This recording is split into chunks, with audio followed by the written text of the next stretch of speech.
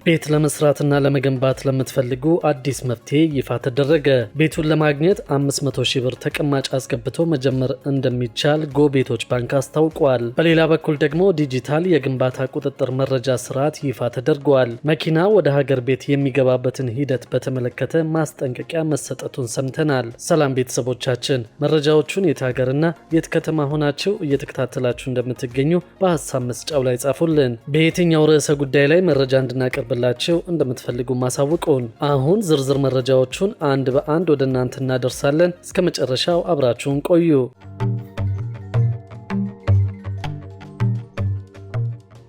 የመኖሪያ ቤት ፈላጊዎች በግል የባንክ አካውንታቸው ገንዘባቸውን ቆጥበው የሚፈልጉትን አይነት ቤት ተሰርቶላቸው የሚወስዱበት አዲስ ፕሮጀክት ይፋ ተደረገ።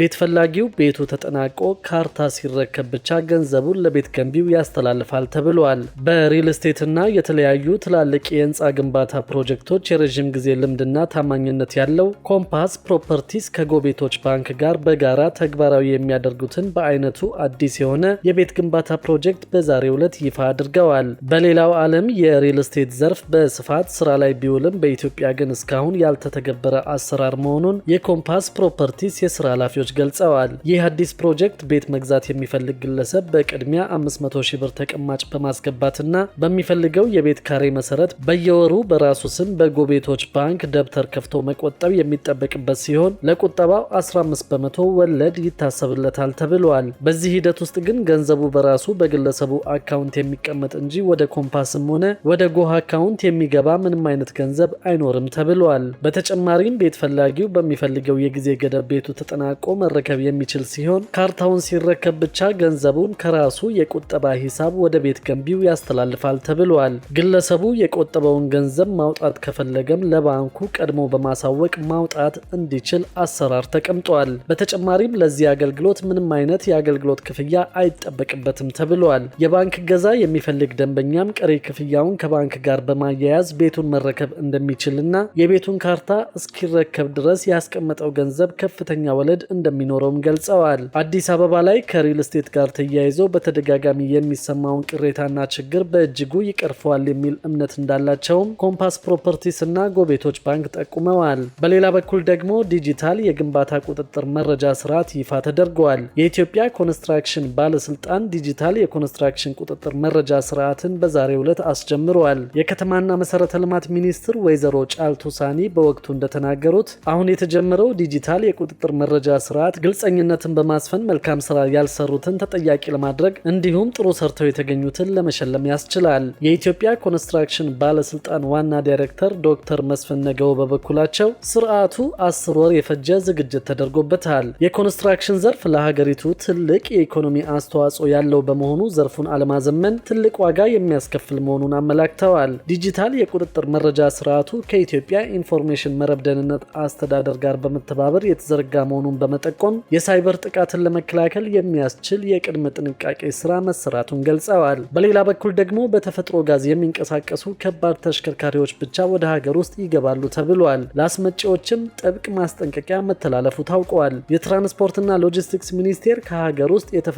ጋዝ ማምረት መጀመር ጋር በተያያዘ የትራንስፖርት ዘርፉን ወደ ተፈጥሮ ጋዝ ኃይል ለማሸጋገር የሚያስችል የማስታወቂያ መግለጫ አውጥቷል። ሚኒስቴሩ በዛሬው ዕለት ባወጣው መግለጫ መሰረት በቀጣይ ጊዜያት በተፈጥሮ ጋዝ የሚንቀሳቀሱ ከባድ መኪናዎች ብቻ ወደ ሀገር ውስጥ እንዲገቡና እንዲሰሩ እንደሚፈቀድ አስታውቋል። ይህ ውሳኔም የሀገር ውስጥ የተፈጥሮ ጋዝ ሀብትን ለመጠቀም የተቀመጠውን አቅጣጫ ተከትሎ የመጣ ሲሆን በተፈጥሮ ጋዝ የማይሰሩ ከባድ መኪናዎችን ወደ ሀገር ውስጥ ማስገባት ከዚህ በኋላ በፍጹም እንደማይፈቀድ ለሁሉም ባለድርሻ አካላት አሳውቀዋል። ሚኒስቴሩ በተለይ ለአስመጪዎች ጥብቅ ማስጠንቀቂያ አስተላልፈዋል። አስመጪዎች ከትራንስፖርትና ሎጂስቲክስ ሚኒስቴር የማስገባት ፍቃድ ሳያገኙ ምንም አይነት ከባድ መኪና ግዢ እንዳይፈጽሙ አሳስበዋል። ማስታወቂያው ከወጣ በኋላ የሚደረጉ ማንኛቸውም ግዢዎች የማስገቢያ ፍቃድ የማያገኙ በመሆኑ ግዢው በተፈጥሮ ጋዝ በሚንቀሳቀሱ ከባድ መኪናዎች ብቻ የተገደበ እንዲሆን ሚኒስቴሩ ገልጿል። ይህ እርምጃም በሀገሪቱ የትራንስፖርትና የሎጂስቲክስ ዘርፍ ላይ ከፍተኛ ለውጥ እንደሚያመጣ ይጠበቃል። በሌላ በኩል ደግሞ ደግሞ ከተቀመጠው ታሪፍ በላይ እንድንከፍል በመገደዳችን ላላስፈላጊ ወጪ ተዳርገናል ሲሉ ነዋሪዎች ገልጸዋል። የአዲስ አበባ ከተማ ነዋሪዎች ሕግና ስርዓት በማያከብሩ የትራንስፖርት አገልግሎት በሚሰጡ የታክሲ አሽከርካሪዎች አማካኝነት ከተቀመጠው ታሪፍ በላይ እንድንከፍል በመገደዳችን ላላስፈላጊ ወጪ ተዳርገናል ሲሉ ቅሬታቸውን አቅርበዋል። ነዋሪዎቹ በቅሬታቸው ከተቀመጠው ታሪፍ በላይ ከማስከፈል በተጨማሪ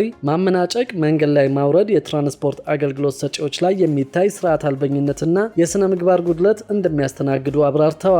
በዚህም ሳቢያ ላላስፈላጊ ወጪ እየተዳረጉ መሆኑን የገለጹ ሲሆን መሰል ህገወጥነት በከተማዋ ትራንስፖርት አገልግሎት ሰጪዎች ላይ እየተባባሰ መምጣቱን አስረድተዋል። የትራንስፖርት አገልግሎት በሚጠቀሙበት ወቅት ከታሪፍ በላይ ማስከፈል፣ ትርፍ መጫንና ተሽከርካሪዎችን በመጠቀም የሚደረጉ ስርቆቶች በዋናነት የሚያጋጥሟቸው ፈተናዎች እንደሆኑም ጠቁመዋል። በተጨማሪም የተሳፋሪን መብት አለማክበር፣ ያለ ታርጋ ማሽከርከርና ሌሎችም የትራፊክ ህግ ጥሰቶች ለከፋ ችግርና እንግልት እየዳረጋቸው መሆኑን ገልጸዋል። የአዲስ አበባ ከተማ አስተዳደር ትራንስፖርት ቢሮ የትራንስፖርት አገልግሎት ክትትል ዳይሬክተር አቶ ጌትነት ታመነ በሰጡት ምላሽ በሩብ በጀት ዓመቱ ከታሪፍ በላይ ማስከፈል፣ ትርፍ መጫን፣ ተሳፋሪውን ማንገላታትና መሰል ህገወጥ ተግባራትን በፈጸሙ 911 የከተማ ታክሲ አሽከርካሪዎች ላይ በተወሰደ ህጋዊ እርምጃ ከ990 ሺህ ብር በላይ የቅጣት ገንዘብ መሰብሰቡን ተናግረዋል። እርምጃ የተወሰደባቸው ሌሎች አሽከርካሪዎች ከታሪፍ በላይ በማስከፈልና ትርፍ መጫን ላይ ተሰማርተው እንደነበርም ዳይሬክተሩ ጠቁመዋል። ህግና ስርዓትን አክብረው የሚሰሩ እንዳሉ ሁሉ ተሳፋሪውን የሚያግሏሉ በርካቶች መሆናቸውን ያወሱት ዳይሬክተሩ ተሳፋሪዎች መሰል ችግሮች አጋጥሟቸው ጥቆማ በማድረጋቸው ምክንያት እርምጃዎቹን መውሰዳቸውን ጠቁመዋል። ቅሬታ አቅራቢዎቹ ያነሷቸውና ሌሎችም የትራፊክ ህግ ጥሰቶች ማህበረሰቡን ለከፋ ችግርና እንግልት እየዳረጉ መሆኑን ያመኑት ዳይሬክተሩ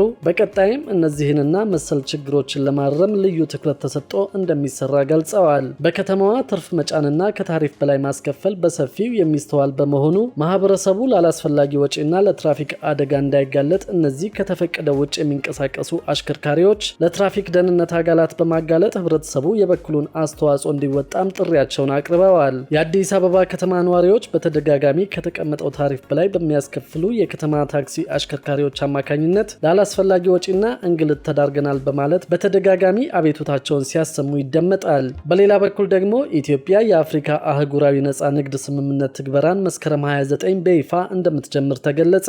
ኢትዮጵያ በቀዳሚነት የፈረመችው የአፍሪካ አህጉራዊ ነጻ ንግድ ቀጠና ስምምነት ድርድርን ማጠናቀቋን ተከትሎ መስከረም 29 ቀን 2018 ዓ.ም በሸቀጦች ዘርፍ የንግድ ትግበራ በይፋ እንደምትጀምር የንግድና ቀጠናዊ ትስስር ሚኒስቴር አስታውቋል። የንግድና ወጪ ንግድ ፕሮሞሽን ዘርፍ ሚኒስትር ዴኤታ ወይዘሮ ያስሚን ዋሃቢ እርቢ እንደገለጹት የመጀመሪያው የንግድ ልውውጥ በምስራቅና ደቡብ አፍሪካ ሀገራት ላይ ትኩረት ያደረገ ነው ብለዋል። በማስጀመሪያ ንግዱ በኢትዮጵያ አየር መንገድ ካርጎ፣ ስጋ፣ አትክልትና ፍራፍሬ እንዲሁም በየብስ ትራንስፖርት ቡና፣ የጥራጥሬ ምርቶችና የቅባት እህሎች ወደ ኬንያ፣ ሶማሊያና ወደ ደቡብ አፍሪካ ይላካሉ ተብለዋል። አህጉራዊ ነጻ ንግድ ስምምነቱ ትግበራ ለኢትዮጵያ ከፍተኛ ኢኮኖሚያዊ ጠቀሜታዎች ይኖሩታል ያሉት ሚኒስትር ዴኤታዋ ለሀገራችን ንግድ ተወዳዳሪነትና ኢንቨስትመንትን ያነቃቃል፣ ሰፊ የስራ ዕድል ይፈጥራል፣ ለሸማቹ ህብረተሰብ የተሻለ አማራጭ የምርት አቅርቦት ያስገኛል ሲሉ አስረድተዋል። በተጨማሪም የቴክኖሎጂ ተጠቃሚነትን ለማሳደግ በአፍሪካ ሀገራት መካከል የገበያ ትስስርን ለማስፈን እንዲሁም ደግሞ ለኢትዮጵያ ኢኮኖሚ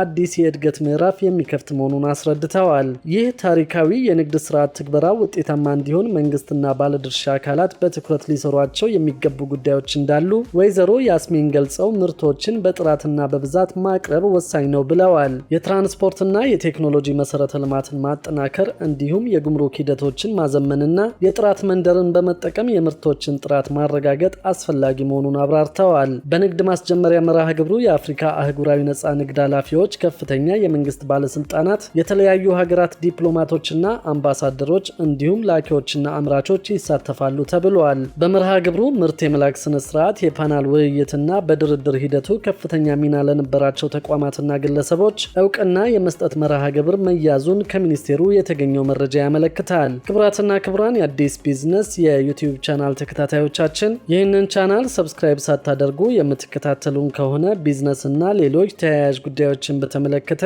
አዳዲስ መረጃዎችን ለማግኘት የዩቲዩብ ቻናሉን ሰብስክራይብ በማድረግ ቤተሰብ እንድትሆኑም በትህትና እንጠይቃለን።